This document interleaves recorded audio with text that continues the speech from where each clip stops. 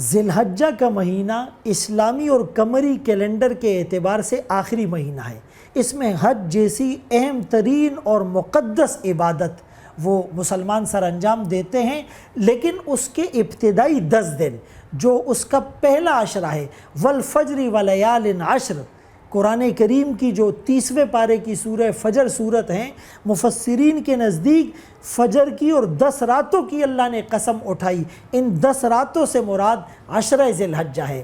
ہر دن کے روزہ رکھنے پر 1 سال کے روزوں کا ثواب ملتا ہے۔ 9 ذی الحج یوم عرفہ کے روزہ رکھنے پر 1 سال پچھلے اور 1 سال اگلے گناہ معاف ہو جاتے ہیں۔ رات کی عبادت پر شب قدر جیسی عبادت کا ثواب ملتا ہے، اور قربانی کا عمل بھی 10 ذی الحجہ کو سر انجام دیا جاتا ہے، اور ذی الحجہ کا چاند نظر آنے سے پہلے قربانی کرنے والے اگر اپنے ناخن اور بال نہیں کاٹے، قربانی کے بعد کاٹے، تو یہ ایک مستحب عمل ہے۔ اس عشرے میں خوب عبادات کا اہتمام کیجئے، وہ روزہ رکھنے کی شکل میں ہو، تلاوت کی شکل میں ہو، یا دیگر خیر کے کاموں میں بڑھ چڑھ کر حصہ لیجیے۔